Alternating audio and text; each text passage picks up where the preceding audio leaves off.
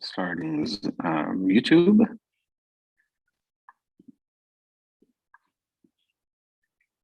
Cool. All right. Welcome back to another round of CIS 75.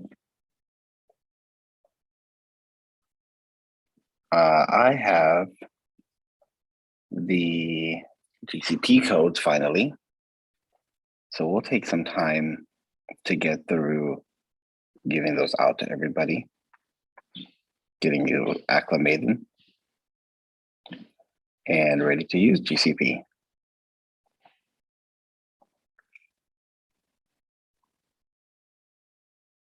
So that'll be fun.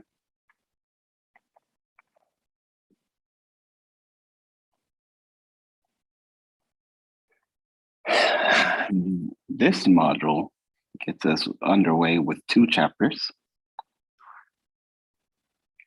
from the book that you don't necessarily need to get, but if you want, you can, or you can just read from the library. Anybody know where this is from?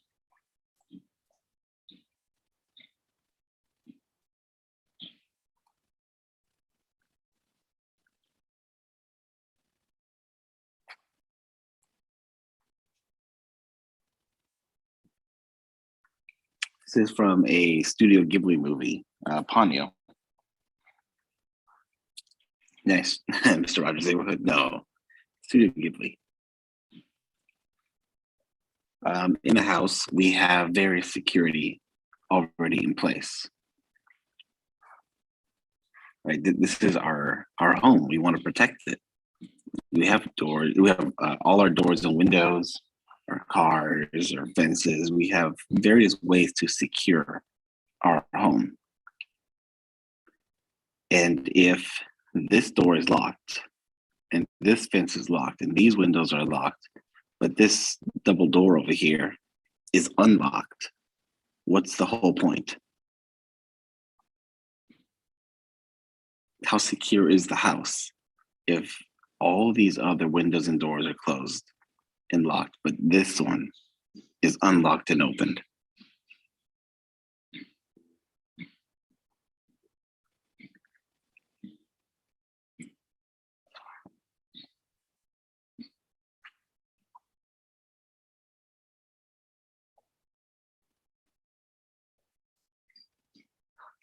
And people are always checking. Welcome to the internet. That's what people do. People scan the internet all the time for open doors. So you may think you have everything locked and secured, but if you have one thing open, that's all that's necessary to get in.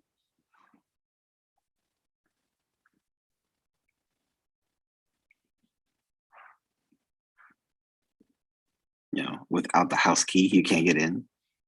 Only people living inside are allowed to make changes. Your home is accessible anytime. In this same way, we have the CIA triad: confidentiality, integrity, availability. Confidentiality ensures that unauthorized individuals are not able to gain access to sensitive information. That could be the house key. Integrity ensures that there are no unauthorized modifications to information systems, either intentionally or unintentionally. So again, only those who are able to get in the house are able to make those changes. And availability ensures that information and systems are ready to meet the needs of legitimate users at the time those users request them. So we have our house that needs to be secured. We can use this same mindset to look at both data and our house.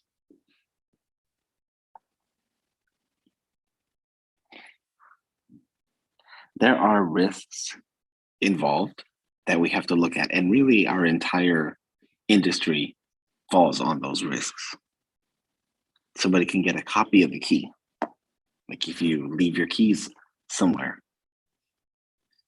An infiltrator can change the inside of the house once they're in. They could change the locks and keep you out. That would be these three: the disclosure, alteration, and denial.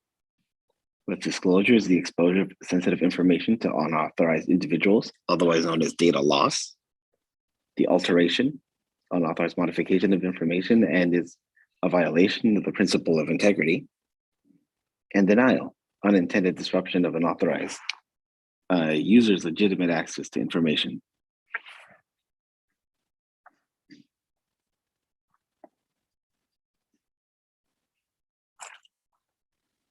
Check this out.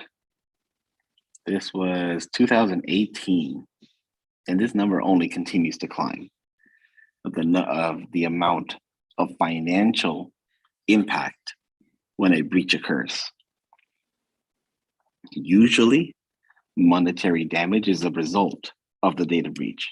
This could be directly through the cost of rebuilding a data center after it's physically destroyed, the cost of contracting experts for incident response, indirectly through losing a laptop or competitors gaining a host of product plans. There's reputation. The negative publicity surrounding a breach causes loss of goodwill among customers, employees, suppliers, and other stakeholders. While this is more difficult to quantify, it may have a long-term impact on the future decision about doing business. They're strategic. An organization will become less effective in meeting its major goals and objectives as a result of a breach. There's operational risk to the organization's ability to carry out its day-to-day operations. And of course, there's compliance, a breach that causes an organization to run afoul of any legal or any regulatory requirements. Like I said, we live off of risk and minimizing that risk to our organization.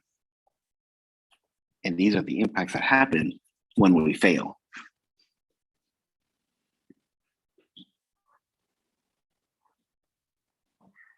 Some security controls that need to be put in place are technical, like enforcing the CIA triad. That could be like ensuring all the doors are closed, using the proper locks. There's the operational processes put in place to manage technology in a secure manner, and the managerial procedural mechanisms that focus on the mechanisms of risk management process.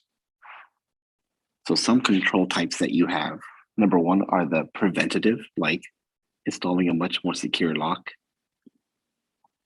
There's the detective, identify security events that have already occurred, like using cameras.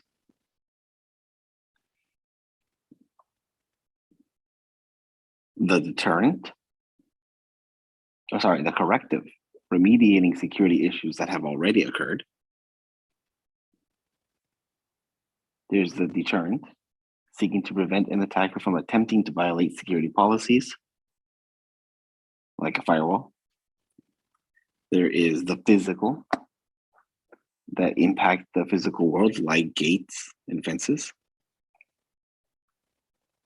And compensating, mitigating the risk associated with exceptions made to a security policy. So again, there's all these different ways that we need to look at. How do we secure our information?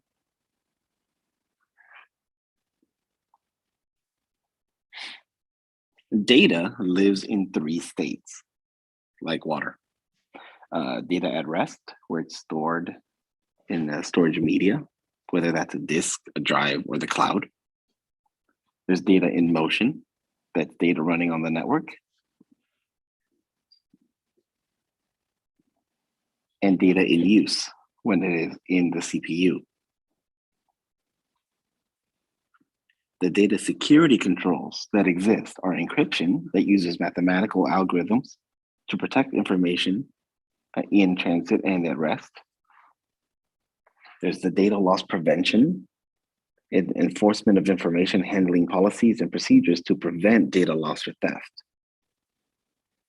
And there's also minimization,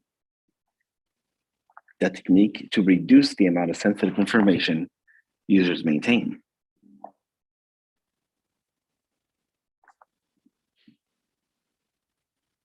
Because in the end, it's all about defending our home, whether that's our data, our infrastructure, our users. And again, it's all about managing the risks of doing business in an ever connected world. This is a guiding principle for you to think about everything. The higher the security, the lower the convenience. For example, a password that is just the word password all lowercase is super convenient, but it's low on security. Versus a 20-character password that has uppercase, lowercase numbers and symbols and completely mixed is definitely not convenient to remember, but it is much more secure. So as we go throughout this course, I'm going to keep bringing this back up. It is a great principle to keep in mind. The higher the security, the lower the convenience. And the inverse is true. The higher the convenience, the lower the security. Any questions so far?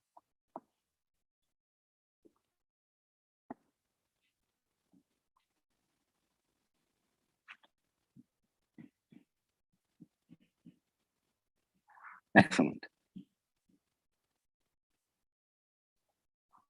Now let's talk about threats. You have various threats to look out for. They could be internal versus external. In my mind, they're one of the most dangerous. When they come from within your own organization. There are different levels of sophistication. They'll vary between running code borrowed from others to exploiting vulnerabilities discovered in research labs, or even unknown to the security community at large. Resource and funding varies. It could be highly organized attacks sponsored by criminal syndicates or national governments, all the way down to just simple hobbyists. And there's also different intent or motivation. Some are out for just the thrill of the attack. Competitors engage in corporate espionage, nation states, achieving political objectives, criminal syndicates, focused on direct financial gain, so on and so forth.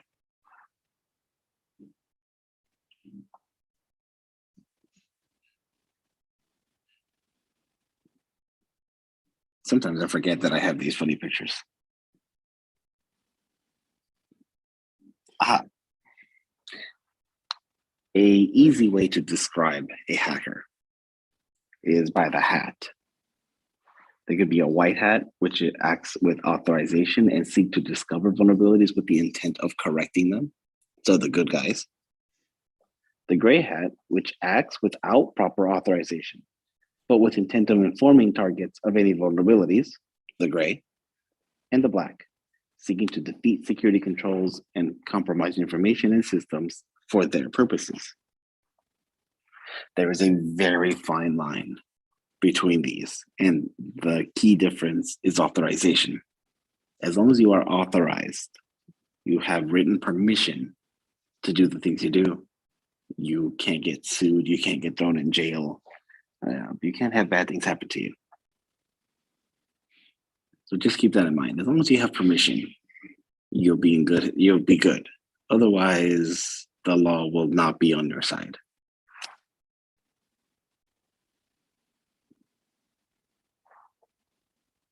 So some threat actors are script kiddies. These are people who use hacking techniques but have very limited skills, rely on automated tools downloaded from the internet.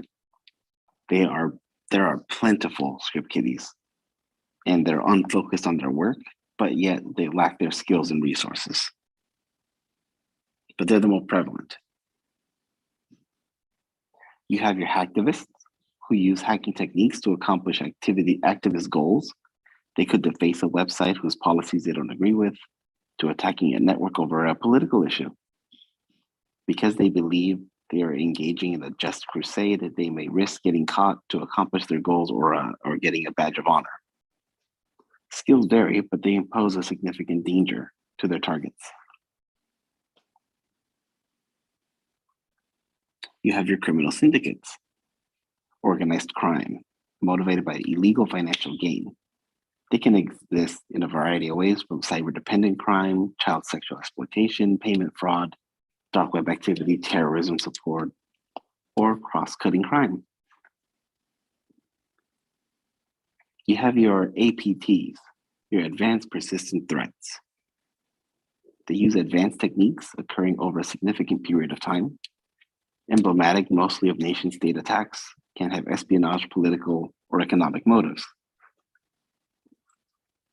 You have your insiders, an employee, contractor, vendor, or other authorized individual attacks an organization by disclosing information, disrupting business processes, and so on.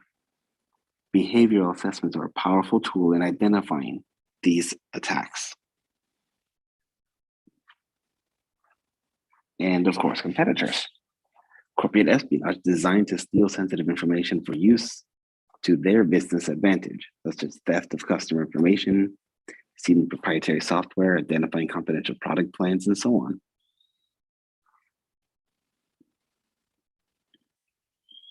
Some vectors that the threat actors use are things like email and social media, gaining direct physical access, wireless networks, since wireless networks go beyond the physical boundary of a business, the cloud, and any third-party risks, like attaching to the BIOS.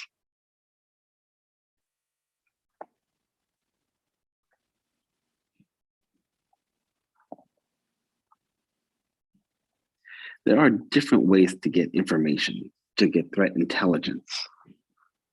Some of them are through the ways of open source intelligence, which means just Googling information. Could be getting proprietary or closed source intelligence from specific vendors or government organizations. It could be assessing threat intelligence just from the open web.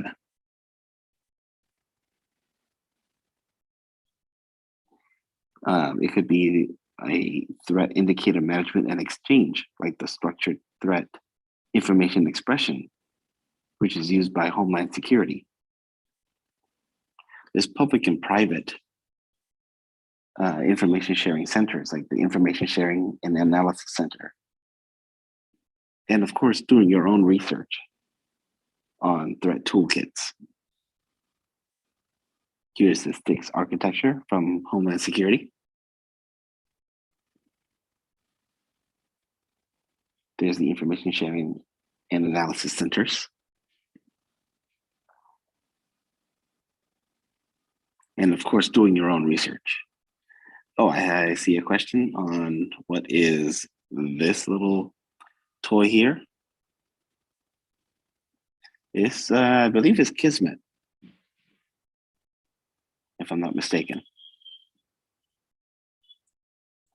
One of various tools you can use to see the networks in your area.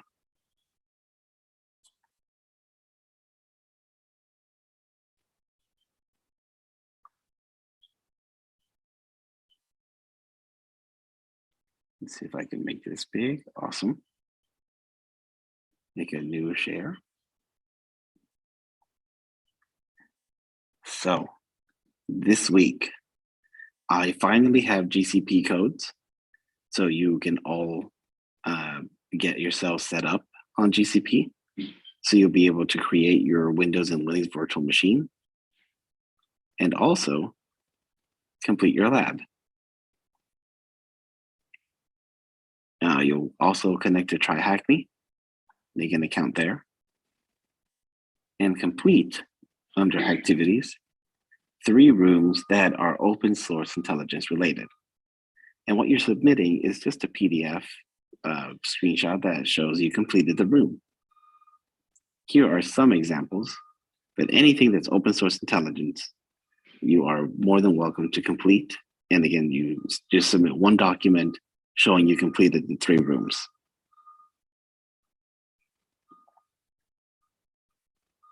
For Google Cloud, I'll demonstrate.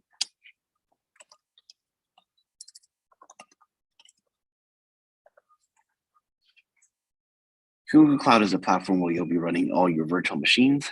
You should not be doing anything locally because it's 2022 and we live in the cloud. In the Google Cloud platform, when you first log in, you'll see a bunch of things similar to this. What I want you to do is to pin 2 important places, the compute engine and the VPC network. And that is simply by going to them and clicking on the little button to pin them. That way they show up. Up here, they're easy to find. You'll click on VM instances. And when you first log in, you'll need to enable the API and enable billing. You'll build to the code that I'll give you in just a moment. And once you're in, you'll be able to create instances of all kinds. You name them whatever you want. You'll change the boot disk.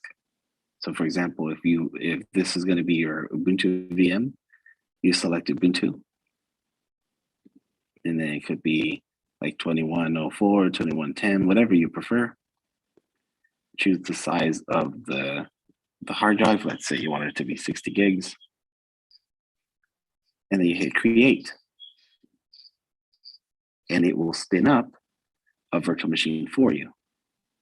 I am also going to create a Windows machine just for a quick demo. I'm going to go over here to change, scroll down to Windows Server, and say I want 2019 data center, and hit create.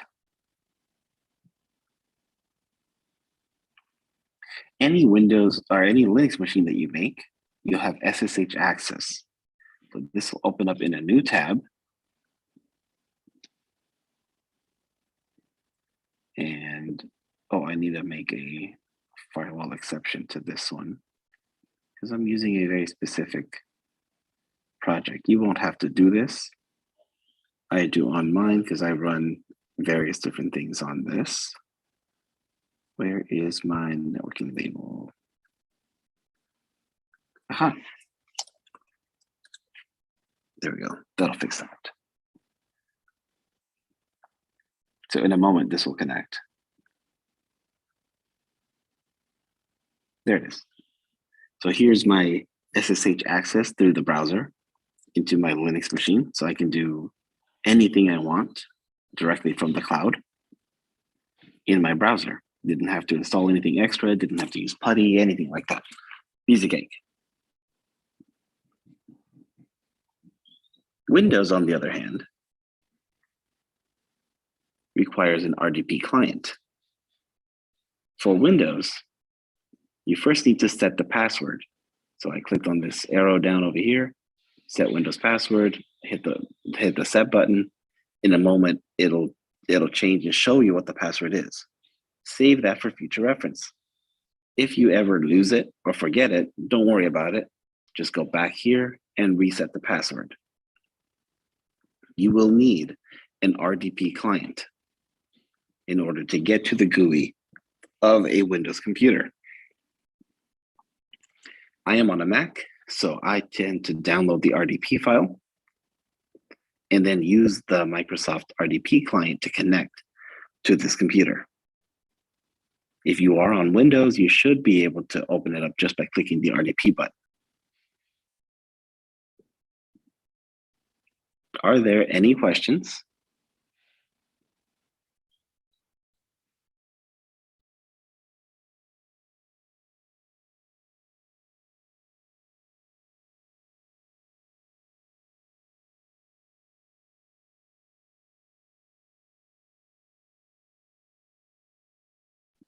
Yes, and when you do try it yourself and you get stuck, please feel free to ask on Discord, and anybody like myself and any peers can help you out. So if you get stuck in using GCP, please ask away.